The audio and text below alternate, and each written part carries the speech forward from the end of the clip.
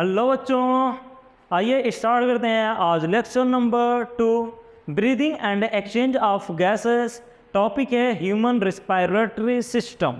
अगर human respiratory system की बात करें तो what is the human respiratory system. Human respiratory system passage यानी रास्ता होता है जिसके थ्रू हम ऑक्सीजन को लंग्स तक लेके जाते हैं और कार्बन डाइऑक्साइड को बाहर लेके आते हैं। यानी ऑक्सीजन को लंग्स तक ले जाने के लिए एटमॉस्फेयर से ऑक्सीजन को लंग्स तक ले जाने के लिए जो रास्ता यानी जो पैसेज होता है उसी पैसेज को हम क्या बोलते हैं, ह्यूमन रेस्पिरेटरी सिस्टम। उसी को क्या बोला जाता है, ह्यूमन रेस्पिरेटरी सिस्टम कहा जाता है। आइए एक फिगर बनाते हैं। ये हो गया, ठीक है। ये तो लग रहा है थाइनोस बन गया है, मार्वल्स थाइनोस। देखिए कह रहा है कि होता क्या है कि ह्यूमन रेस्पिरेटरी सिस्टम की जो स्टार्टिंग होती है ना वो नॉस्ट्रिल से होती है। कहाँ से होती है, नॉस्ट्रिल से। कह रहा है कि एबोव द अपर लिप्स, ठीक है। ये जो अपर लिप्स है इसके ठीक ऊपर क्या होती है, दो ओपनिंग होती है, ठीक है। इसी ये जो नोज की ओपनिंग होती है इसे क्या बोलते हैं, नॉस्ट्रिल बोलते हैं, ठीक है, एक्सटर्नल नॉस्ट्रिल। तो कह रहा है कि ह्यूमन रेस्पिरेटरी सिस्टम की स्टार्टिंग कहाँ से हो रही है, एक्सटर्नल नॉस्ट्रिल से हो रही है। अब कह रहे हैं ये जो एक्सटर्नल नॉस्ट्रिल है ना ये जाके कहाँ पे खुलता है, नेसल पैसेज में, ठीक है। ये हमारा क्या हो गया, बक्कल कैविटी हो गई, ये क्या हो गया, बक्कल कैविटी। तो कह रहा है एक्सटर्नल नॉस्ट्रिल जाके कहाँ पे खुलता है, नेसल पैसेज में खुलता है। नेसल पैसेज जो होता है, ये जो नेसल पैसेज होता है ये कहाँ पे खुलता है, नेसल चैम्बर में। और ये जो नेसल चैम्बर होता है आगे कहाँ पे खुल रहा है, इस वाले रीजन में खुल रहा है और इसे हम क्या बोलते हैं, फेरिंग्स बोलते हैं। क्या बोलते हैं, फेरिंग्स, ठीक है। नेसल चैम्बर, नेसल चैम्बर, नेसल चैम्बर, आगे कहाँ पे खुला, फेरिंग्स। फेरिंग्स जो होता है इसे हम कहते हैं common passage for food and air. Pharynx क्या होता है, कॉमन पैसेज होता है खाने और एयर के लिए। क्योंकि अगर हम खाना खा रहे हैं तो खाना भी क्या होगा, बक्कल कैविटी से होता है, वो कहाँ पे आएगा, फेरिंग्स में आएगा।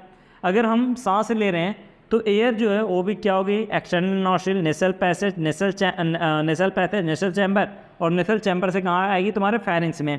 यानी खाना हो या हवा हो दोनों कहाँ पे आते हैं, तुम्हारे फेरिंग्स में आते हैं। इसीलिए फेरिंग्स को हम क्या कहते हैं, कॉमन पैसेज कहा जाता है फूड और एयर के लिए, ठीक है। अब कह रहा है फेरिंग्स के बाद ये हमारी क्या होगी, फेरिंग्स हो गई। अब कह रहा है यहाँ पे क्या होगा, यहाँ पे दो पाइप होंगे। यहाँ पे कितने पाइप होंगे, दो पाइप होंगे, ठीक है। यहाँ पे कितने पाइप होते हैं, दो पाइप होते हैं। यानी कि एक तो हमारा ये आगे वाला पाइप होता है और एक ये इसके पीछे पाइप होता है, ठीक है। तो ये जो पीछे वाला जो पाइप होता है ना, इस पीछे वाले पाइप को हम क्या कहते हैं, ओइसोफेगस बोला जाता है। क्या बोलते हैं, ओइसोफेगस बोलते हैं। और जब हम खाना खाते हैं तो ये खाना तुम्हारा फेरिंग्स से होते हुए कहाँ पे जाता है, ओइसोफेगस में जाता है, ठीक है। और इस वाले ये वाला जो पाइप होता है फेरिंग्स के बाद यहाँ पे क्या होता है, ये एक डब्बा लगा होता है, ठीक है। यहाँ पे क्या होता है, इस तरीके से क्या होता है, एक डब्बा लगा होता है और इस डब्बे को हम क्या बोलते हैं, लैरिंग्स, ठीक है। इसे क्या बोला जाता है, लैरिंग्स, ठीक है। इसे क्या बोलोगे, लैरिंग्स बोला जाता है, ठीक है। ये जो लैरिंग्स होता है ये कार्टिलेजिनस फ्लैप होता है, कार्टिलेजिनस बॉक्स होता है। किसका बना होता है, ये किसका बना होता है, कार्टिलेज का बना होता है। और ये हेल्प करता है इन द साउंड प्रोडक्शन, इसीलिए हम इसे क्या बोलते हैं, साउंड बॉक्स बोलते हैं, ठीक है। और ये जो लैरिंग्स है इसकी जो ये ओपनिंग होती है, इसकी ओपनिंग को क्या बोलते हैं, ग्लॉटिस बोलते हैं। क्या बोलते हैं, ग्लॉटिस। अब मान लीजिए हमने खाना खाया, खाना कहाँ पे है, हमारे बक्कल कैविटी। अब बक्कल कैविटी से जब हम खाने को निकलेंगे तो इस खाने को जाना कहाँ पे है, ठीक है। जब हम निकल रहे हैं खाने को तो खाने को जाना कहाँ पे है, ओइसोफेगस में जाना है। लेकिन मान लो अगर खाना तुम्हारे लैरिंग्स में आ गया तो लैरिंग्स के नीचे ये जो पाइप है इसे हम क्या बोलते हैं, ट्रैकिया या विंड पाइप बोलते हैं। तो इससे होते हुए क्या होगा, यहाँ पर आ जाएगा और इस रास्ते को ब्लॉक कर देगा, हम सांस ही नहीं ले पाएंगे। और जब सांस नहीं ले पाएंगे तो क्या होगी, हमारी डेथ हो जाएगी। तो हम क्या करेंगे कि हम सोचेंगे कि यार जब हम खाने को निकलें तो अगर ये जो ओपनिंग है, अगर ये ओपनिंग बंद हो जाए तो बड़ा अच्छा होता, ठीक है। अगर ये ओपनिंग बंद हो जाती तो बड़ा अच्छा होता, क्योंकि खाना फिर डायरेक्ट हमारा कहाँ पे जाता है, ओइसोफेगस में जाता है। इसीलिए नेचर ने क्या किया कि इसके ऊपर एक पतला सा क्या किया, ए थिन फ्लैप, ठीक है, एक पतला सा ढक्कन लगा दिया। इन्होंने क्या किया, एक पतला सा ढक्कन लगा दिया। और ये जो ढक्कन है ना, इस ढक्कन का नाम क्या होता है, एपिग्लॉटिस। ओपनिंग क्या है, ग्लॉटिस। तो ग्लॉटिस के ऊपर जो होते हैं हम क्या बोलते हैं, एपिग्लॉटिस बोलते हैं, ठीक है। कह रहे जब हम खाना निगलते हैं ना तो ये एपिग्लॉटिस क्या करता है, ग्लॉटिस को बंद कर लेता है, जिसकी वजह से खाना हमारा कहाँ पे चला जाता है, ओइसोफेगस। और ओइसोफेगस से होता हुआ कहाँ पे चला जाएगा, स्टमक में चला जाएगा, ठीक है। तो अगर बात करें तो ह्यूमन रिस्पायरेटरी सिस्टम, तो ये तुम्हारा क्या हुआ, external nostril, nasal passage, nasal chamber, उसके बाद तुम्हारा क्या, फेरिंग्स, फेरिंग्स के बाद क्या आता है तुम्हारा लैरिंग्स, और लैरिंग्स के बाद जो पाइप लगी होती है उस पाइप को हम क्या बोलते हैं, ट्रैकिया। ठीक है, इस पाइप का नाम क्या होता है, ट्रैकिया। इस पाइप को हम क्या बोलते हैं, ट्रैकिया बोलते हैं। ठीक है, अब अगर याद ना हो तो इसे ऐसे ही याद कर लेना, पलट। ठीक है, DDLG दिल वाले दुल्हनिया लेके जाएंगे, कौन कौन देखा है, पलट। ठीक है, पलट, फेरिंग्स, लैरिंग्स, ट्रैकिया। ठीक है, सबसे पहले क्या होता है, फेरिंग्स, लैरिंग्स, ट्रैकिया। ठीक है, फेरिंग्स, लैरिंग्स और ट्रैकिया। अब कह रहे हैं ये ट्रैकिया क्या होता है, स्ट्रेट ट्यूब होती है, यानी एक सीधी सी क्या होती है, पाइप होती है, जो कहाँ तक आई होती है, हमारे मिड थोरेसिक तक आई होती है। कहाँ पे आई होती है, मिड थोरेसिक तक आई होती है, और मिड थोरेसिक पे आके ये क्या होती है, दो पार्ट में डिवाइड हो जाती है। दो पार्ट में क्या होती है, डिवाइड हो जाती है। चाहे ये कह दो कि मिड थोरेसिक पे आके डिवाइड हो रही है, या ये कह दो कि थर्ड वर्टिब्री, ठीक है, जो थर्ड वर्टिब्री है, थोरेसिक वर्टिब्री है, जो फिफ्थ थोरेसिक वर्टिब्री, थर्ड नहीं फिफ्थ, जो फिफ्थ थोरेसिक वर्टिब्री है, ये फिफ्थ थोरेसिक वर्टिब्री के पे आगे दो पार्ट में क्या होती है, डिवाइड हो जाती है। तो तुम्हारा फेरिंग्स, फेरिंग्स कहाँ पे खुला, लैरिंग्स में खुला, लैरिंग्स से कहाँ पे खुला, ट्रैकिया में। अब ये ट्रैकिया क्या होगा, ट्रैकिया क्या होगा, फिफ्थ थोरेसिक के वर्टिब्री पे आगे ये क्या होगा, दो पार्ट में डिवाइड हो जाएगा, और ये जो पाइप बन रही है ना, ये जो पाइप बन रही है, इसे हम क्या बोलेंगे, प्राइमरी ब्रोंकी बोलेंगे। क्या बोलेंगे, प्राइमरी ब्रोंकी। ठीक है, अब ये प्राइमरी ब्रोंकी क्या होगा, और पतली पाइप में टूटेगा, जिसे हम क्या बोलेंगे, सेकेंडरी ब्रोंकी। सेकेंडरी ब्रोंकी जो होगा ये और पतली सी पाइप में टूट जाएगा। ठीक है, जिसे हम क्या बोलेंगे, टर्सरी ब्रोंकी। टर्सरी ब्रोंकी जो होता है ये और पतली पाइप में टूटता है, जिसे हम क्या बोलते हैं, प्राइमरी ब्रोंक्यूल्स। प्राइमरी ब्रोंक्यूल्स से क्या बनता है, सेकेंडरी ब्रोंक्यूल्स, और सेकेंडरी ब्रोंक्यूल्स से क्या बनता है, टर्सरी ब्रोंक्यूल्स। ठीक है, अब ये जो टर्सरी ब्रोंक्यूल्स बनाए, इस टर्सरी ब्रोंक्यूल्स पे बैग लाइक स्ट्रक्चर लगा होता है। ठीक है, क्या होता है, ऐसे वेस्कुलराइज बैग लाइक स्ट्रक्चर लगा होता है, जिसे हम क्या बोलते हैं, एल्वियोलाई बोलते हैं। क्या बोलते हैं, एल्वियोलाई। इसे क्या बोला जाता है, एल्वियोलाई बोला जाता है। ठीक है, अब कह रहा होता क्या है कि ये जो तुम्हारा प्राइमरी ब्रोंकी है, ये प्राइमरी ब्रोंकी टू एल्वियोलाई, ये प्राइमरी ब्रोंकी से लेके एल्वियोलाई तक का जो पार्ट होता है, इतने पार्ट को हम मिला के क्या बोलते हैं, लंग्स बोलते हैं। इतने पार्ट को मिला के हम क्या बोलते हैं, लंग्स बोलते हैं। ठीक है, कह रहा है कि जो लंग्स होता है इसके ऊपर डबल वॉल्ड मेम्ब्रेन लगी होती है। ठीक है, कह रहा है ये जो लंग्स होता है इसके ऊपर क्या होती है, डबल वॉल्ड मेम्ब्रेन लगी होती है, और ये जो डबल वॉल्ड मेम्ब्रेन लगी है, इस मेम्ब्रेन को क्या बोलते हैं, प्लूरल मेम्ब्रेन बोलते हैं। क्या बोला जाता है, प्लूरल मेम्ब्रेन बोला जाता है। और इस मेम्ब्रेन के अंदर क्या होता है, फ्लूइड भरा होता है। ठीक है, फ्लूइड भरा होता है, और इस फ्लूइड को क्या बोला जाता है, प्लूरल फ्लूइड बोला जाता है। इस फ्लूइड का काम क्या होता है कि लंग्स की सरफेस पे रिडक्शन को कम करना। ठीक है, लंग्स हमारा लगातार क्या कर रहा है, लंग्स से क्या हो रहा है, हम ऑक्सीजन ले रहे हैं और कार्बन डाइऑक्साइड छोड़ लेते हैं, लंग्स से बार बार क्या हो रहा है, फैल रहा है, सिकुड़ रहा है, फैल रहा है, सिकुड़ रहा है। तो इसके ऊपर फ्रिक्शन ना लगे, इस फ्रिक्शन को कम करने के लिए यहाँ पे क्या होता है, पेरिकार्डियल फ्लूइड, पेरिकार्डियल कह रहा हूँ, प्लूरल फ्लूइड भरा होता है। क्या होता है, प्लूरल फ्लूइड।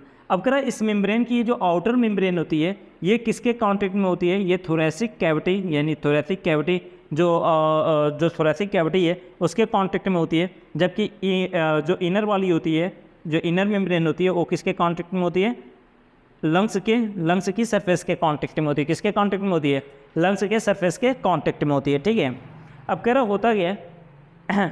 होता क्या कि एक्सटर्नल नॉस्ट्रिल टू एल्वियोलाई, ये पूरा पार्ट मिला के हमारा क्या कहला रहा है, ह्यूमन रिस्पायरेटरी सिस्टम। इस पूरे पार्ट को मिला के क्या करें, ह्यूमन रिस्पायरेटरी सिस्टम करें। ठीक है, आइए थोड़ा सा इसे देखें।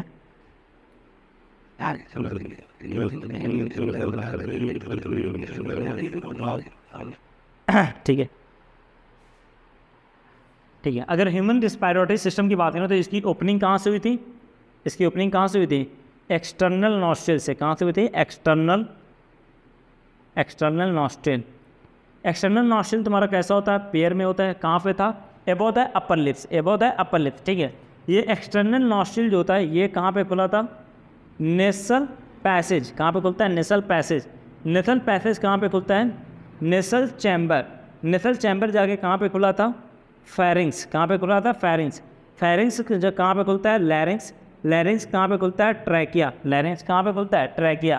ट्रैकिया जो होती है ये कहाँ पे खुलती है, प्राइमरी ब्रोंकी। कहाँ पे खुल रहा था, प्राइमरी ब्रोंकी से क्या बन रहा है हमारा सेकेंडरी ब्रोंकी से क्या बनता है टर्सरी ब्रोंकी, ठीक है, क्या बनता है टर्सरी ब्रोंकी से हमारा क्या बनता है प्राइमरी ब्रोंक्यूल्स, क्या बनता है प्राइमरी ब्रोंक्यूल्स, ठीक है, क्या बनता है प्राइमरी ब्रोंक्यूल्स से क्या बनता है सेकेंडरी ब्रोंक्यूल, ठीक है। ये जो प्राइमरी ब्रोंक्यूल है प्राइमरी ब्रोंक्यूल से क्या बनेगा प्राइमरी ब्रोंक्यूल से क्या बनेगा तुम्हारा सेकेंडरी ब्रोंक्यूल्स, ठीक है। सेकेंडरी ब्रोंक्यूल्स किस में जाता है टर्सरी ब्रोंक्यूल्स, और टर्सरी ब्रोंक्यूल्स जो होते हैं इनसे क्या होती है बैग लाइक स्ट्रक्चर लगा होता है जिसे हम क्या बोलते हैं एल्वियोलाई, ठीक है, क्या बोलते हैं एल्वियोलाई। तो ये जो एक्सटर्नल नॉस्ट्रिल टू एल्वियोलाई, इसी पूरे पैसेज को मिला के हम क्या बोल लेते हैं ह्यूमन रिस्पायरेटरी सिस्टम बोल लेते हैं, इसी को क्या बोल लेते हैं ह्यूमन रिस्पायरेटरी सिस्टम। आइए अब देखें, कह रहा है कि इसमें जो हमारा प्राइमरी ब्रोंकी होता है, ठीक है, ये जो हमारा प्राइमरी ब्रोंकी है प्राइमरी ब्रोंकी टू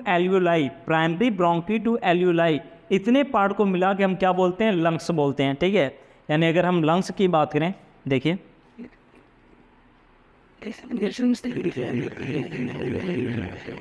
अगर हम लंग्स की बात करें तो लंग्स कितने पार्ट को मिला के बोला जाता है प्राइमरी ब्रोंकी टू एल्वियोलाई, ठीक है।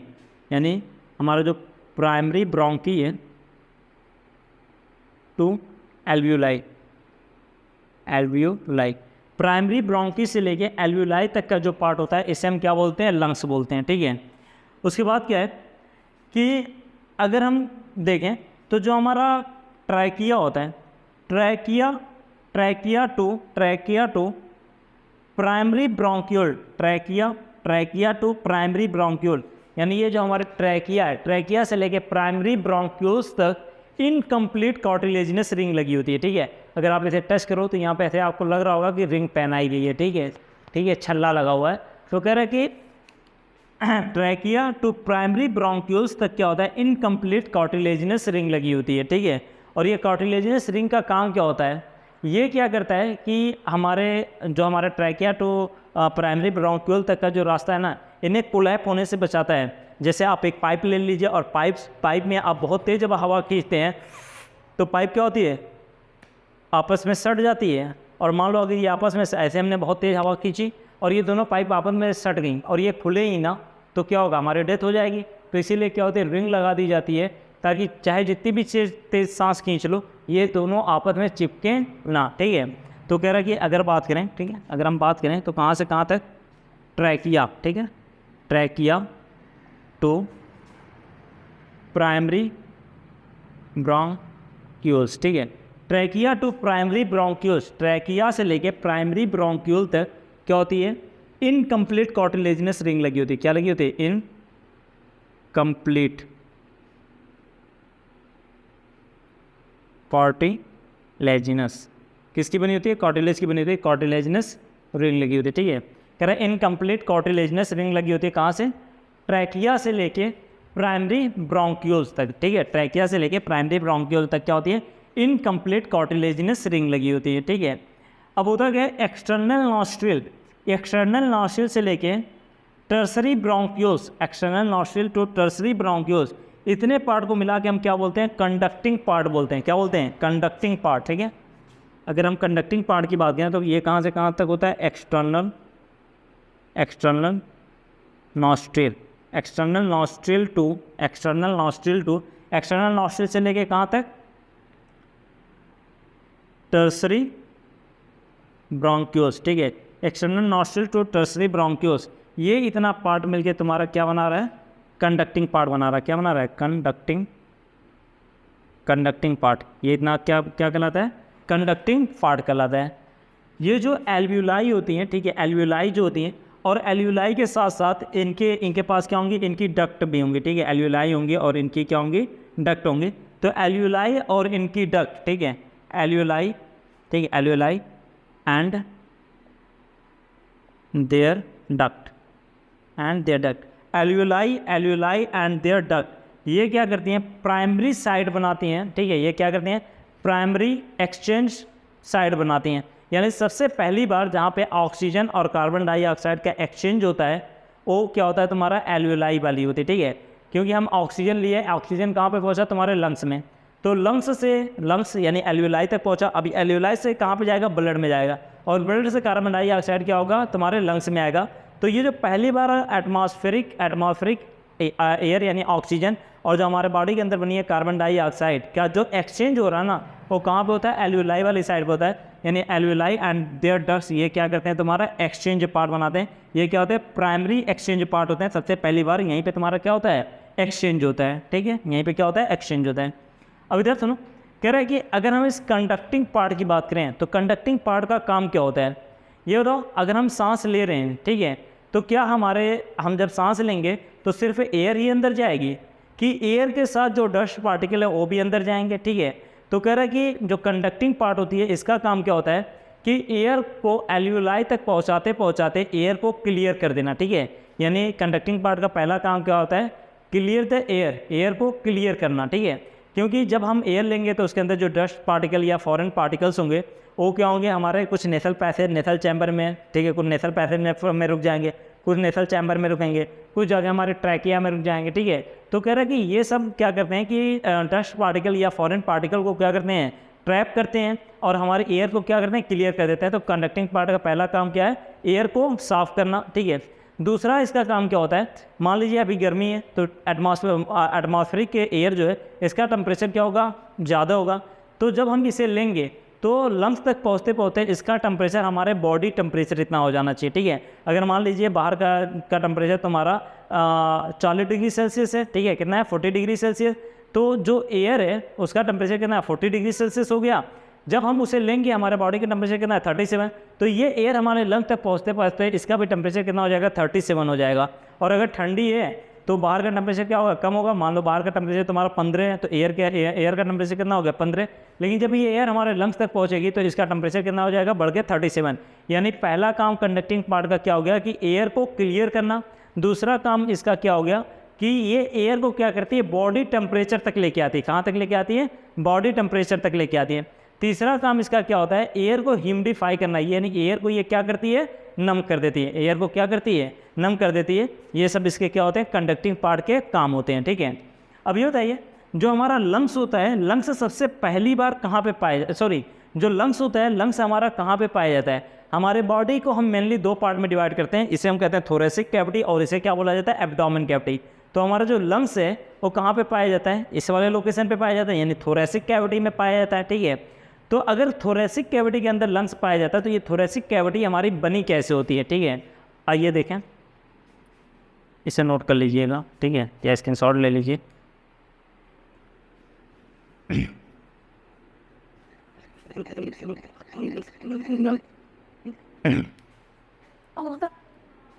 जो हमारा लंग्स होता है, लंग्स कहाँ पे होता है, थोरेसिक कैविटी में। ठीक है, लंग्स कहाँ पे है, थोरेसिक कैविटी में।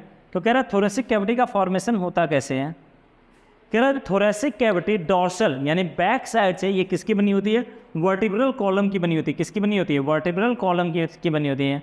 फ्रंट यानी वेंट्रल साइड से ये किसकी बनी होती है, स्टर्नम की बनी होती है। किससे बनी होती है, स्टर्नम की। साइड बाय साइड से ये क्या होती है, रिब्स की बनी होती है।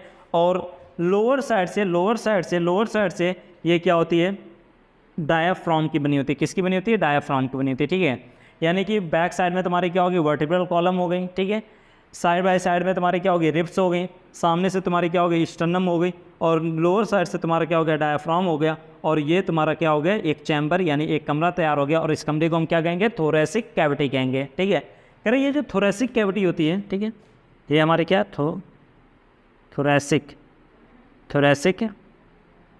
कैविटी। ठीक है, कह रहे ये जो थोरेसिक कैविटी होती है ये कैसी होती है, एयर टाइट चैम्बर होता है। थोरेसिक कैविटी कैसा होता है, एयर टाइट चैम्बर होता है। एयर टाइट चैम्बर क्या होता है कि बाहर का चाहे जो भी हो, ठीक है, बाहर का एटमॉस्फेयर जो एटमॉस्फेयर है इसका प्रेशर चाहे जो भी हो, इसका अपना क्या होगा, फिक्स होगा। ठीक है, अब कह रहे हैं इसी के अंदर हमारा क्या लंग्स पड़ा हुआ है, इसी के अंदर हमारा क्या है, लंग्स पड़ा हुआ है। ठीक है, ये हमारा क्या हो गया, लंग्स हो गया। ठीक है, अब कह रहा है कि अगर हमें सांस लेनी है, ठीक है, अगर हमें ऑक्सीजन लेना है तो इस लंग्स को क्या करना पड़ेगा, फैलाना पड़ेगा ताकि यहाँ का प्रेशर कम हो और एयर अंदर आ जाए। और जब कार्बन डाइऑक्साइड को निकालना होगा तो इस लंग्स को हमें क्या करना पड़ेगा, सिकोड़ना पड़ेगा। ठीक है, ताकि यहाँ का प्रेशर क्या हो जाए, ज़्यादा हो जाए और कार्बन डाइऑक्साइड क्या हो जाए, बाहर निकल जाए। तो ये कह रहा है कि ये जो लंग्स है ना, ये जो लंग्स है ये हमारे ये जो लंग्स है ये हमारी बोन से अटैच तो है नहीं, क्योंकि अगर बोन से अटैच होती तो हम अपनी इच्छा से ये काम करा लेते हैं कि इसके वॉल्यूम को घटा बढ़ा लेते हैं, लेकिन ये हमारे बोन से अटैच नहीं है, तो हम डायरेक्ट इसके वॉल्यूम को चेंज नहीं कर सकते, ठीक है। तो हम डायरेक्ट लंग्स के वॉल्यूम को चेंज नहीं कर सकते, लेकिन कह रहे हैं कि जो थोरेसिक कैविटी के इसके वॉल्यूम को हम डायरेक्ट इसके वॉल्यूम को हम घटा या बढ़ा सकते हैं, ठीक है। तो कह रहा है कि अब हमें जब लंग्स के वॉल्यूम को घटाना बढ़ाना होता है तो हम थोरेसिक कैविटी के वॉल्यूम को घटा बढ़ा देते हैं, ठीक है। अगर थोरेसिक कैविटी का वॉल्यूम बढ़ाएंगे, ठीक है, थोरेसिक कैविटी का वॉल्यूम बढ़ाना होगा तो हम क्या करेंगे, डायफ्राम को थोड़ा नीचे कर देंगे, डायफ्राम को नीचे कर देंगे, ठीक है, और जो रिब्स है रिब्स को क्या करेंगे, ऊपर उठा देंगे, तो ओवरऑल हमारे थोरेसिक कैविटी का वॉल्यूम क्या हो जाएगा, बढ़ जाएगा। और जब थोरेसिक कैविटी का वॉल्यूम बढ़ेगा तो लंग्स का वॉल्यूम भी क्या होगा, ऑटोमेटिकली बढ़ जाएगा। और जब हमें सांस छोड़नी होगी यानी निकालनी होगी तो जो हमारा डायफ्राम नीचे आता है डायफ्राम को नॉर्मल कर देंगे, जो रिब्स ऊपर उठेगी इसे नीचे कर देंगे, यानी ओवरऑल थोरेसिक कैविटी का वॉल्यूम क्या होगा, घटेगा। और थोरेसिक कैविटी का वॉल्यूम घटा देंगे तो लंग्स का वॉल्यूम भी क्या हो जाएगा, घट जाएगा। और लंग्स का वॉल्यूम घटा तो प्रेशर बढ़ेगा और ये एयर क्या होगी, बाहर निकल जाएगी। तो क्या हम लंग्स के वॉल्यूम यानी जो लंग्स है इसके वॉल्यूम को डायरेक्टली घटा या बढ़ा सकते हैं, नहीं। हम अगर हमें लंग्स के वॉल्यूम को घटाना या बढ़ाना है तो हम क्या करेंगे, थोरेसिक कैविटी के वॉल्यूम को घटाएंगे बढ़ाएंगे। अगर थोरेसिक कैविटी का वॉल्यूम बढ़ा तो लंग्स का वॉल्यूम भी क्या होगा, बढ़ेगा। अगर थोरेसिक कैविटी का वॉल्यूम घटा तो लंग्स का वॉल्यूम भी क्या होगा, घटेगा, ठीक है। आइए देखें अब कह रहा होता क्या है कि यहाँ से हमने क्या किया, एटमॉस्फेयर से हमने क्या किया, ऑक्सीजन ले लिया, ठीक है, और एटमॉस्फेयर के अंदर हमने क्या किया, कार्बन डाइऑक्साइड को छोड़ दिया, ठीक है। तो आइए देखें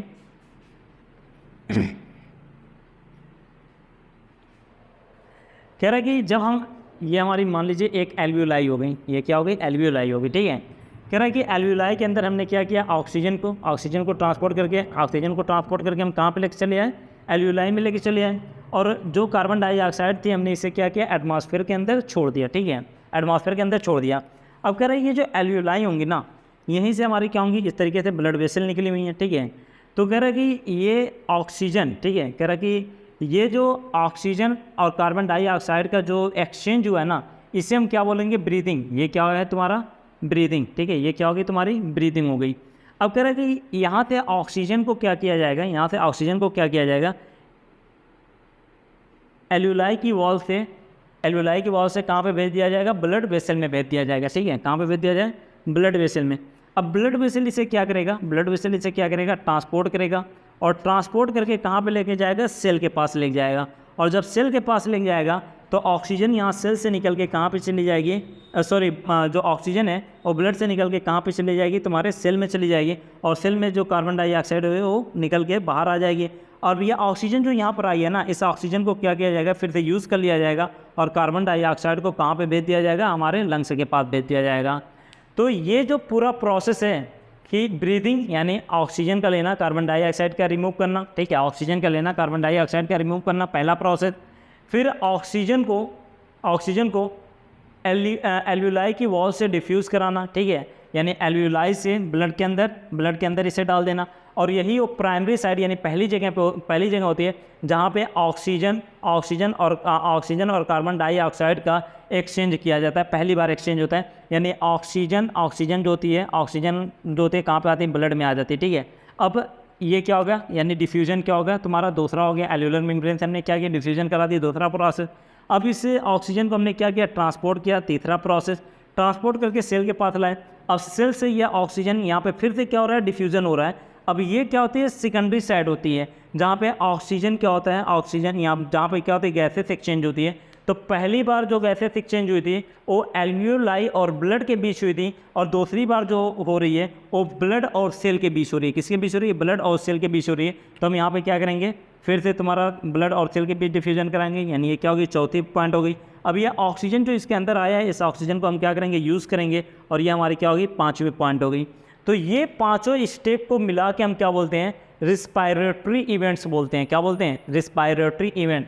ये जो ब्रीदिंग है इसी को पल्मोनरी वेंटिलेशन कह देंगे, ठीक है। उसके बाद ये एल्वियोलाई से ऑक्सीजन कहाँ पे आ रही है, तुम्हारी ब्लड वेसल के अंदर आ रही है, ठीक है। तो यहाँ पे एल्वियोलर की जो वॉल है उससे डिफ्यूजन हो रहा है, ठीक है। उसके बाद ट्रांसपोर्ट किया जा रहा है। फिर यहाँ पे दोबारा ऑक्सीजन को एक्सचेंज किया जाता है, लेकिन जो सेकंड साइड होती है यहाँ पे ब्लड और टिश्यू के बीच डिफ्यूजन होता है, फिर ऑक्सीजन को यूज़ कर लिया गया, और इन पांचों पॉइंट को मिला के हम क्या बोलते हैं, रिस्पायरेटरी इवेंट्स बोलते हैं। ठीक है, ओके, आई होप आपको इतना समझ में आ गया होगा।